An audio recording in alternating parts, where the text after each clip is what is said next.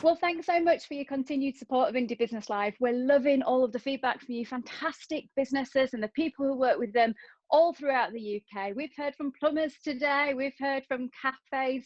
We know how difficult it's been, and that's why we're here for you.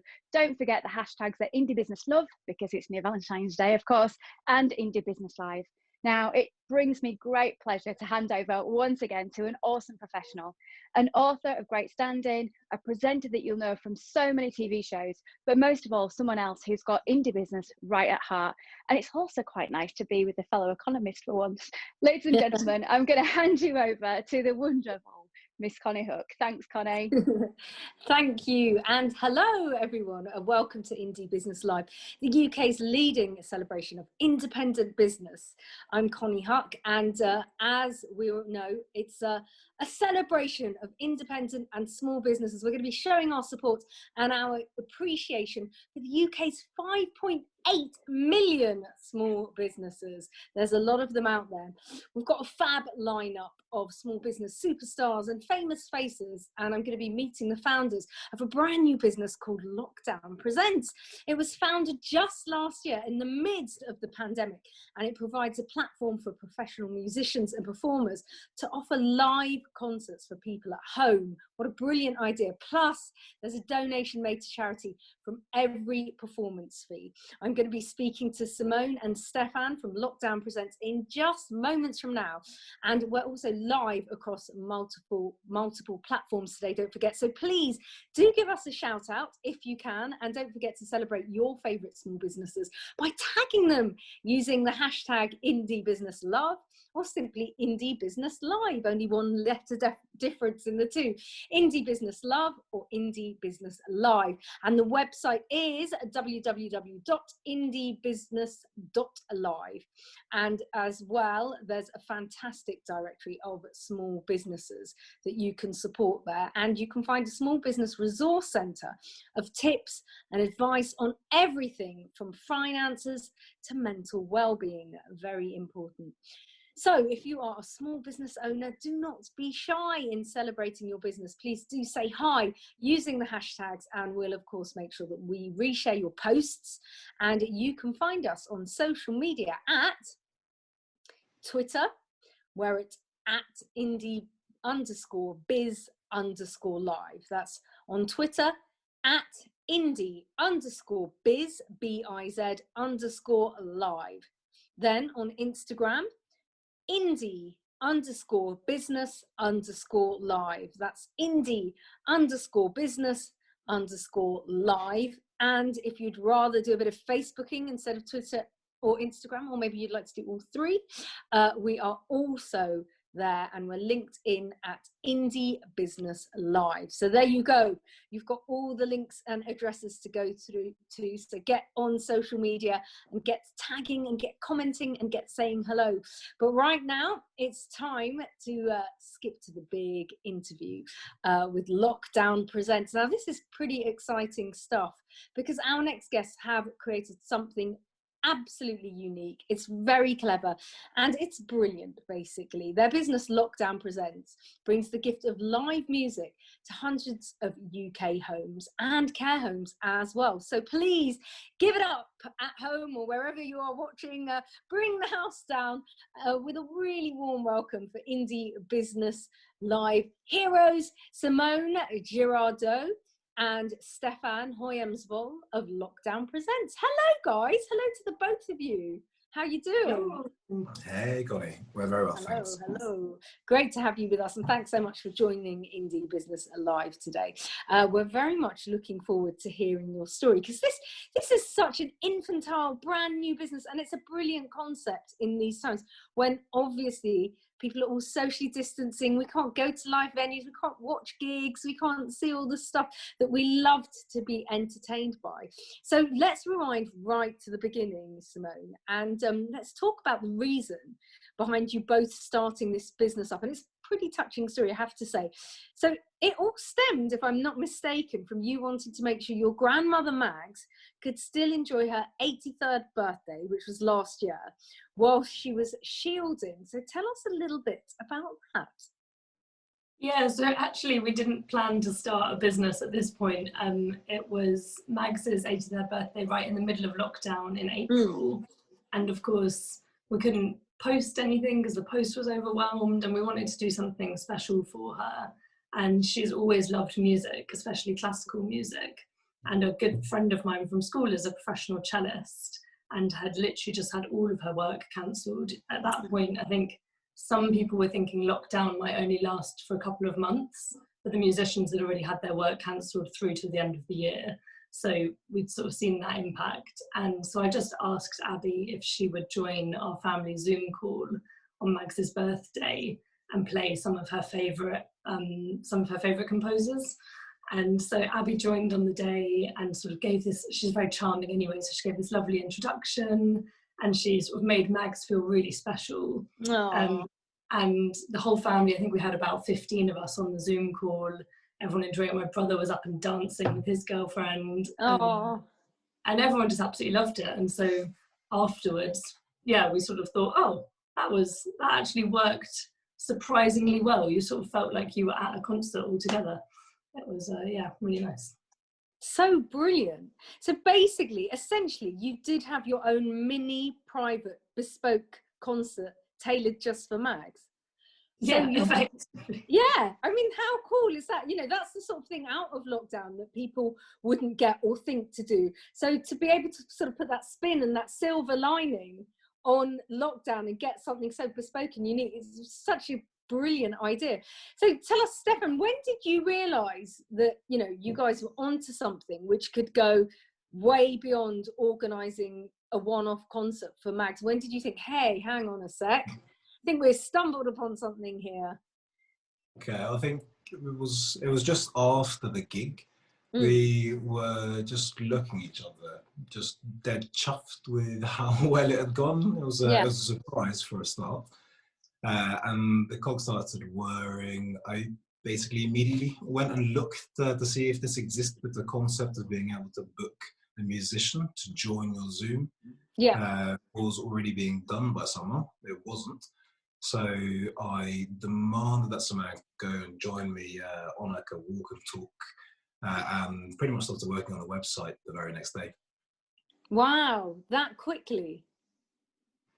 Cool. And were you guys thinking of sort of starting up a business or going down that sort of entrepreneurial route before? Or was this sort of totally like a bolt out of the blue that sort of grabbed you and took you on a ride? Not at all. Don't go into business with your partner. Yeah, it wouldn't probably be. No, I think we originally thought it would be a sort of small side project just for a few months. Right. Yes. So actually a friend of ours had recently launched a lockdown haircut. And because, you know, you couldn't get your hair cut through the whole of lockdown, so barbers would cut your hair. And that sort of inspired us to think, oh, we could just do something. It wasn't, we didn't plan for it to turn into a long-term venture. Right. And then all the feedback we've had, as you said, people saying, even in normal times, it's so special to have this private performance. Yeah.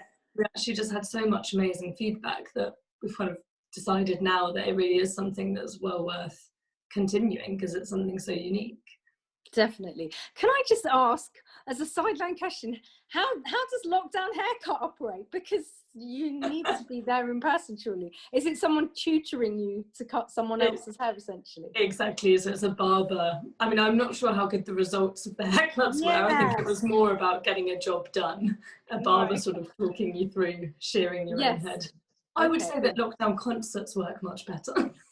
Do you know what? I was just about to say just that. Yeah, definitely. I mean, they do say don't mix business and pleasure, but I have to say, you two look like you're getting, you know, it's all going strong. You both have big smiles on your face and you seem very, very happy. So that's great. Yeah, look, honestly, I don't know if you can see our setup, but we've spent the last 9 months with about this much space between our elbows as we're typing away.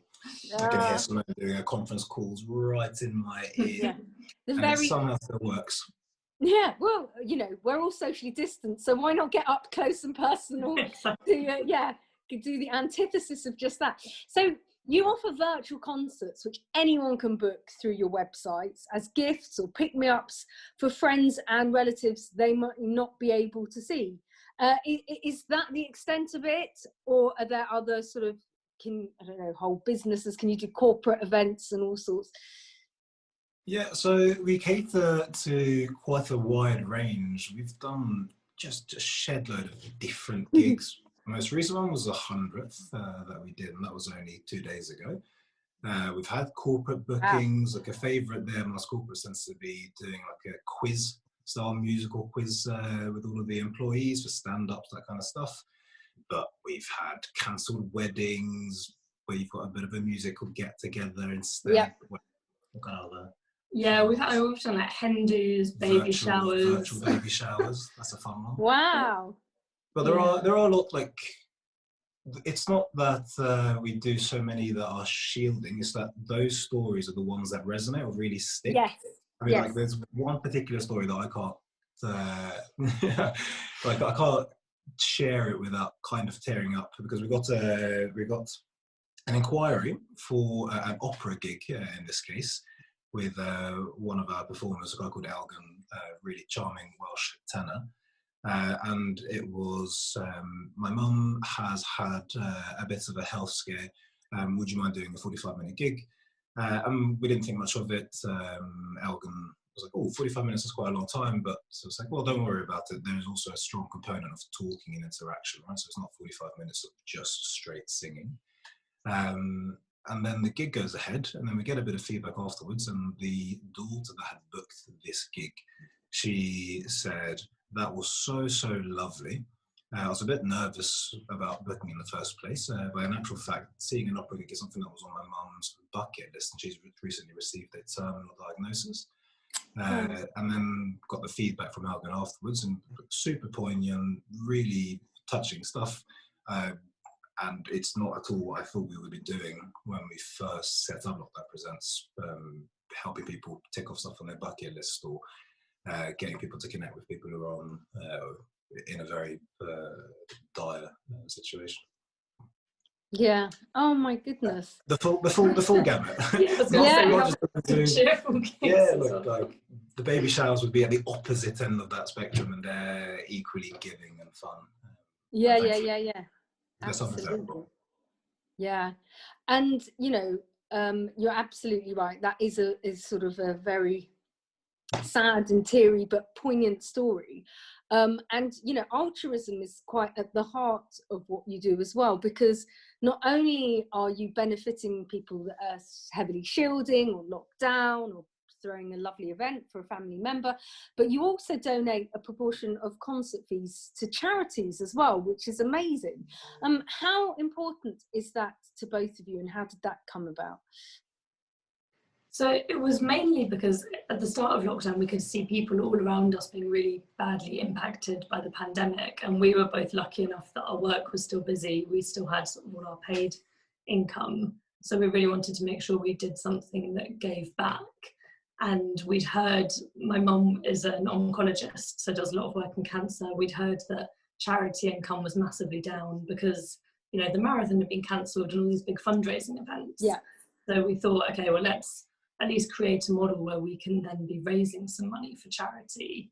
And actually, as a side note, if there's other lots of small businesses listening to this, it's had a really positive impact in the sense we've then been able to partner with those charities. So for example, over summer, we did a thank you gig to all of their staff because, you know, we felt like everyone in the NHS is getting this huge round of applause, but actually there's all these staff, you know, people working at Mind who've been absolutely overwhelmed, Refuge, where their number of calls have gone up 60%.